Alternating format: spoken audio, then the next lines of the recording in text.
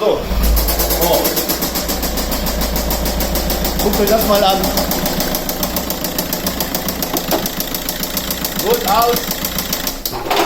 So Leute, also, ihr wisst es von ich glaube das war letztes Wochenende, ganz genau. Letztes Wochenende war es, da habe ich ein schönes Video gedreht von einer Zündspule an meinem TT. Da ist nämlich, ja, da war die Hochzeit. Und das war die standesamtliche. Jetzt ist die kirchliche Hochzeit. Und da sind die aus der ganzen Welt hier hingekommen. Und einer, mein Onkel, der ist aus Polen hier hingekommen. Und der ist kurz vor Hagen liegen geblieben. Mit diesen Geräuschen, habt ihr gehört, ne? Hört sich an wie ein Lagerschaden, aber ich vermute was ganz anderes und das werden wir uns mal anschauen. Also das Wenigste, was man jetzt noch machen sollte, ist, wir schauen unter den Ventildeckel, denn ich glaube, der Ton, der ist so hoch, ich glaube, dass unter dem Ventildeckel nämlich irgendwas kaputt gegangen ist. Er war nicht da dran vorher, hat gar nichts dran gemacht. Wir gucken jetzt mal da rein. So, dafür machen wir einmal der Zahnriemenschutz, der ist mit am Ventildeckel. Der muss hier ab, damit wir den Ventildeckel überhaupt abkriegen. So, das ist ein bisschen knifflig. Hier sind überall Torx-Schrauben. So, die ist auch schon lose. Gut, das ist aber nicht das Klappergeräusch. Zack. Die ist auch lose. Was ist denn hier los? Die sind hier alle lose. Ach Leute, ey. Wisst ihr was? Ich hole mir meinen Schlagschrauber.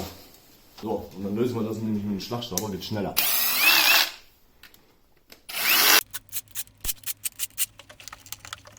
Ja, alles noch verstaubt. Hier war wirklich keiner dran.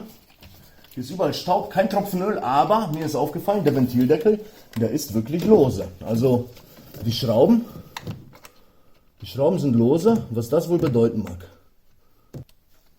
Sogar die hier, guck mal, ich habe die noch nie mal gelöst. Die ist lose. Ich brauchte noch nie mal eine Knarre ansetzen oder sowas. Geht so raus. Jetzt gucken wir mal die hintere hier.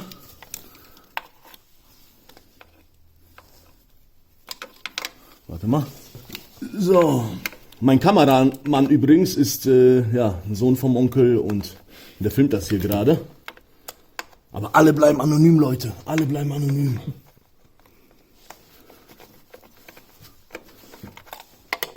Da ist eine Schraube. Ich dachte schon, da fehlt eine. Auch lose, die war auch nicht fest. So.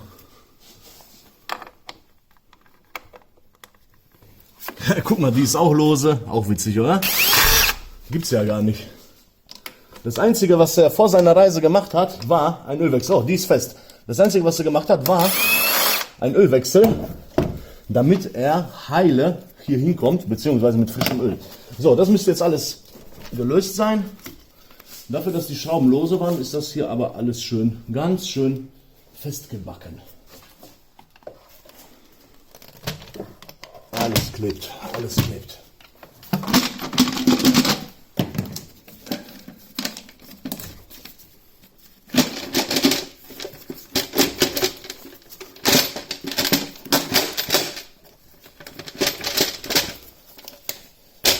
Hier ist ein Unterdruckschlauch, den machen wir mal ab.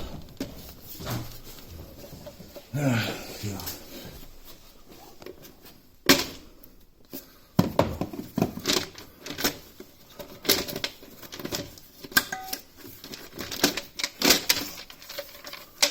So, und dann wollen wir mal reingucken.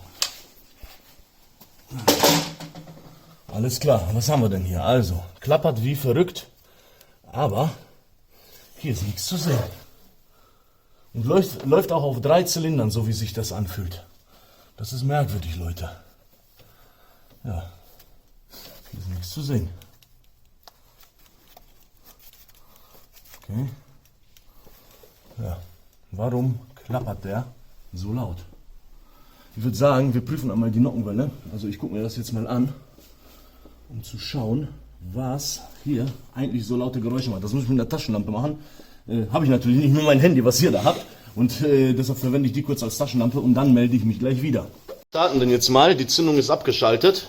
Gucken, was passiert. Start.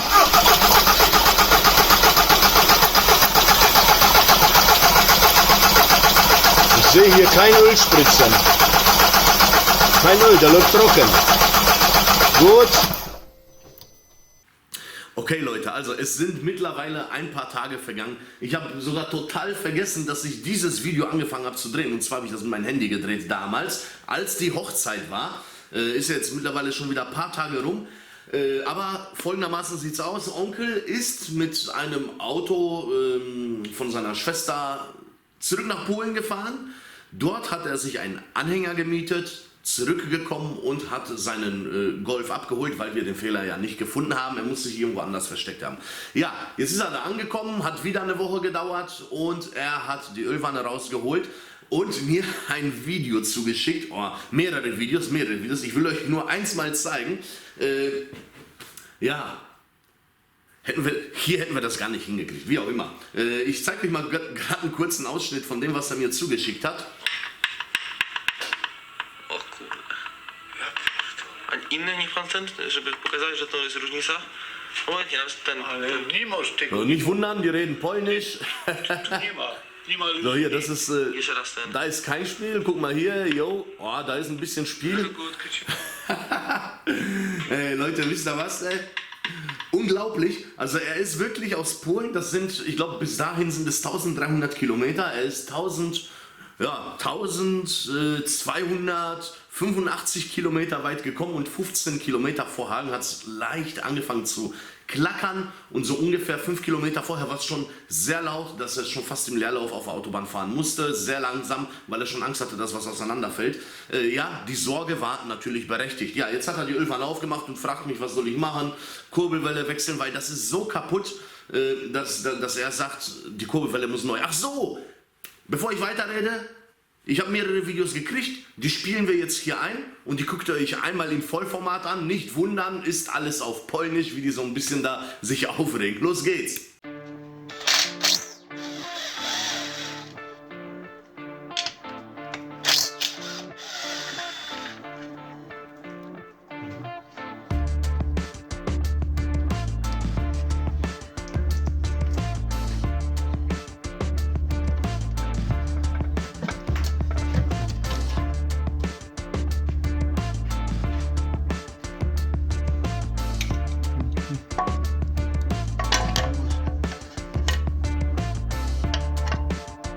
To jest tam coś, czy nie ma tam nic? Tu jest piłki.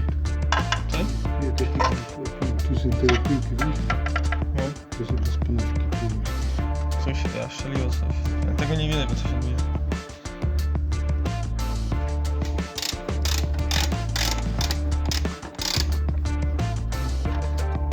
Co? Fokus.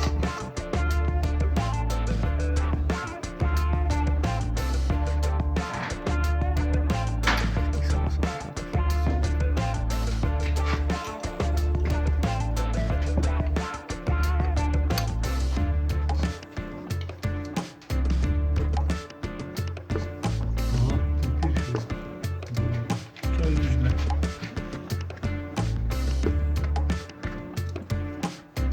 Ty. Luźny? Ty. Ale korbowód? Korbowód, no.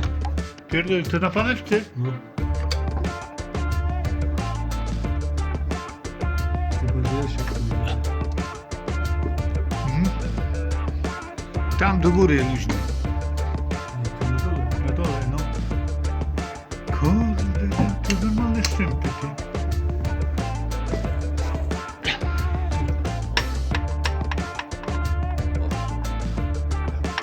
A inny niż pan ten, żeby pokazać, że to jest różnica? Obojętnie, nawet ten. Nie masz tego, nie mam go. Ten. Tu nie ma. Nie ma luzu nic. Jeszcze raz ten. Zero go odkryć. Ale tu nie ma.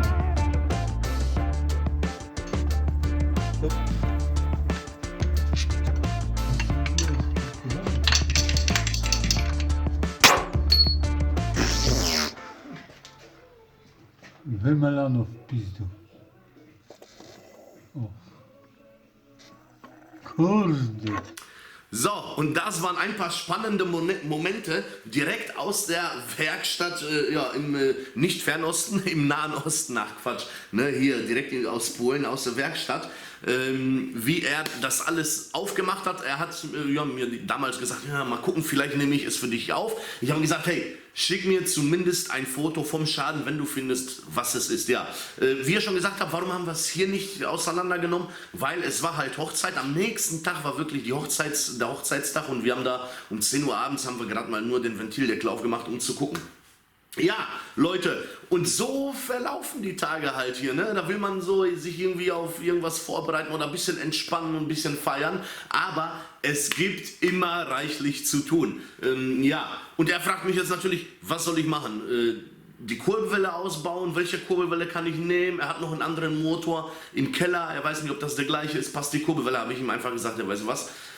Kauft ihr einen gebrauchten Motor, ich sage jetzt einfach mal, der gebrauchte Motor kostet 600 Euro. Wenn er den gebrauchten Motor gekauft und eingebaut hat, dann kann er seinen kaputten Motor, ich sage jetzt einfach mal, für 100-200 Euro weniger verkaufen. Und das ist immer noch billiger und vor allem weniger Aufwand, nur den Motor zu tauschen. Ja, der gebrauchte Motor, der ist dann nicht neu, aber ich meine, normalerweise...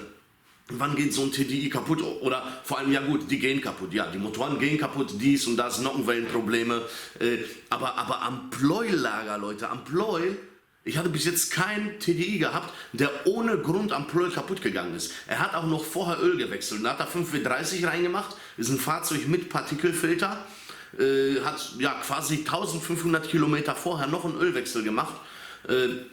Keine Ahnung. Und auf einmal nach knapp 1300 Kilometern ist der Schaden aufgetaucht. Also mitten auf der Autobahn. Es war nicht zu wenig Öl, gar nichts. Alles war gut. Das war's. Ich wollte euch einfach nur mal auf dem Laufenden halten, was so abgeht, was passiert ist, weil ich fand das ja schon letztens gut am Hochzeitstag, wo wir unterwegs waren, wo ich die Zündspule ersetzt habe. Und ich denke, diese Geschichte war mindestens genauso spannend.